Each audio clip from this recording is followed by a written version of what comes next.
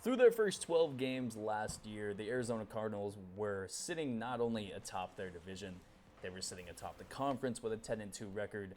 And at that time period within their own division, the San Francisco 49ers were at a 5-5 record, the LA Rams were at a 7-4 record, and the Seattle Seahawks were at a 3-8 record. Just comparing the Cardinals to the rest of their division, they easily had the best chance of winning their division and going on to being one of the championship contenders in the NFC. However, after their incredible 10-2 start, they finished the season off with a 1-4 record, including 2 home losses to division opponents, one in Week 14 against the LA Rams and one against the Seattle Seahawks to end the season, as well as a loss in Detroit to a Detroit Lions team, that pretty much dominated them the entire game, and a loss to the Indianapolis Colts in Week 16. They did have a win in Dallas in the middle of that, but a 1-4 finish to the season is really what the story is about that team. Ultimately, as everybody knows, the LA Rams ended up handling them easily at home against a Cardinals team who at that point in the season had pretty much been figured out offensively. So just to kind of lay it out for you, throughout these videos where I'm going to be talking about teams and their predictions for next year, I'm first going to give you the stats of what this team or each team did in the season prior, both from an offensive and defensive standpoint. Now, with the Arizona Cardinals, let's go ahead and talk about the offense. Statistically, it wasn't great, but throughout the season, I think the offense was the more consistent side of the ball. If you look at the entire season, there's only 4 games throughout the entire season that the Arizona Cardinals did not produce 20 or more points. Now you compare that to there's 7 games throughout the season where they produced 30 or more points. This offense obviously has, and actually that number is 9, not 7, in terms of 30-plus points per game. Offensively, this team was very consistent from a scoring standpoint. And I think the game against the LA Rams in the wild card round doesn't do that enough justice, but I think the main crutch for this team is the fact that their offensive line was not very good, almost doesn't do enough credit to how poorly they played in that wild card round. And 18th in sacks allowed does not do that enough credit either. Listen, Aaron Donald, Von Miller, and the rest of that offensive or defensive line for the LA Rams pretty much had their way with the offensive line of the Arizona Cardinals. It was evident in the fact that James Conner had a really poor game in that wild card round. Chase Edmonds was not a usual suspect of damage for this Arizona Cardinals team. And just all in all, the offensive line was a main issue for this team in games during the regular season where they did not perform well offensively, and in that wild card round offensively where they performed their worst performance of the season. Now, defensively, this team played pretty well in that first half of the season, and in the second half of the season, they kind of fell apart. Again, if you talk about the first half of the season, the first 11 games, they had games where they gave up 3 points against the Houston Texans, 13 against the Seahawks, 17 against the Niners, 19 against the Jaguars. Like, consistently, this team only allowed more than 20 points 3 times in the first half of the season, the first 11 games of the season. You compare that, again, to the last 7 games of the season, or I guess 6 games of the season. They allowed 38 to Seattle in the last game, 30 to the Rams, 30 to the Lions, and 22 to the Bears, Colts, and Cowboys to end the season. And in the wild card round, they could do nothing to stop the LA Rams. As poorly as the offense performed in the first half against the LA Rams, the defense, even if the offense was playing, somewhat above average and somewhat average to their own standards, the LA Rams still were dominating that game offensively. And statistically, that shows in what they provided in that wild card round. They had no pressure on Matthew Stafford. They had no ability to make plays in the air on passes, and they couldn't stop the run either. And just all in all, defensively, that team fell apart to end the season. Now let's talk about what this team did in the offseason.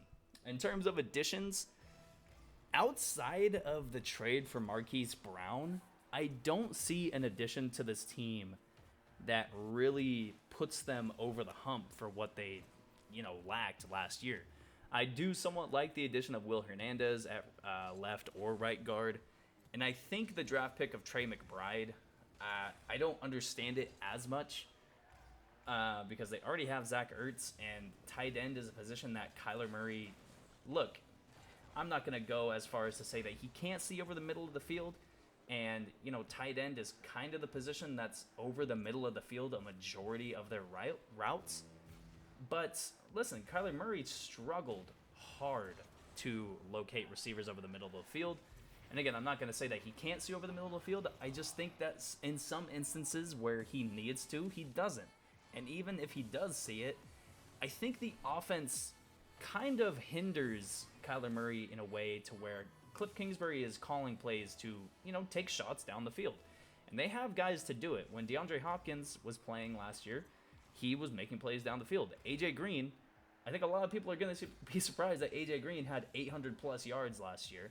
But he played really well, and he was a main factor in that, take shots down the field or hit those curl routes on the outside perimeter of the defense.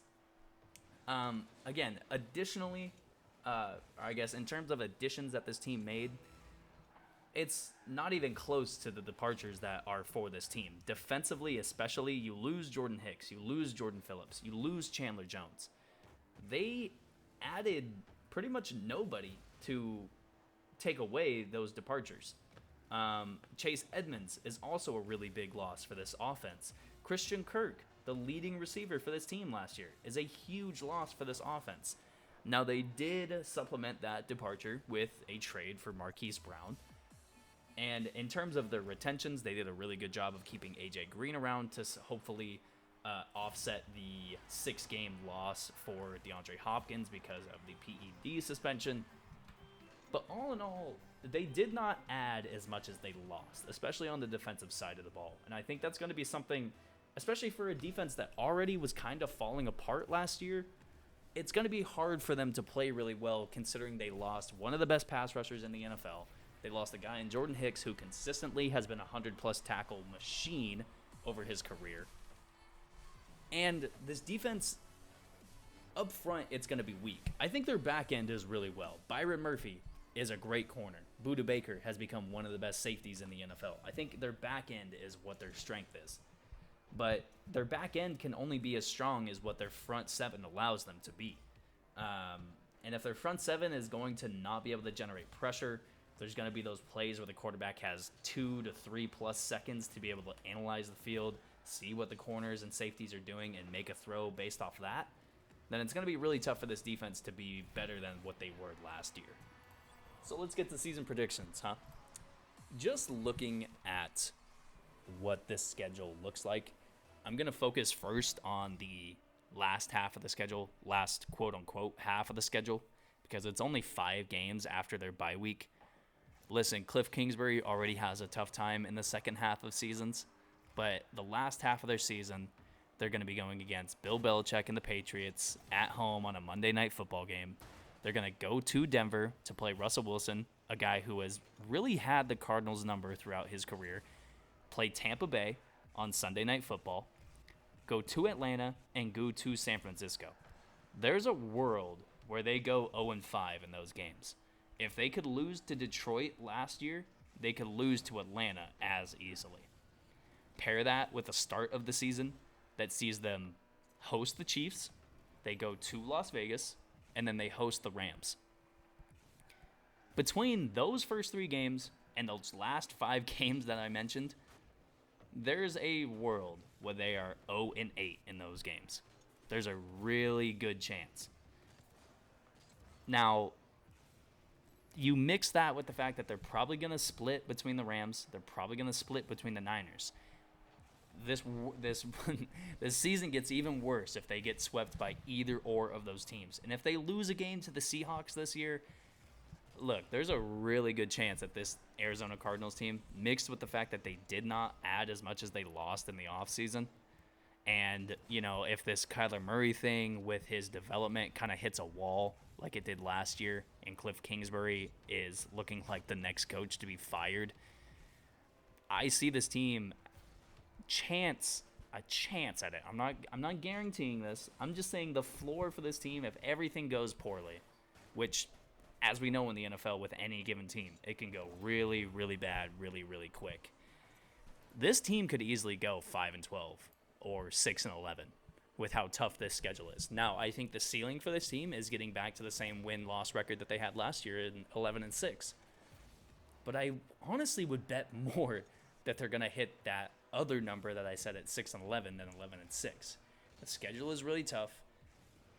They did not add as much as they lost.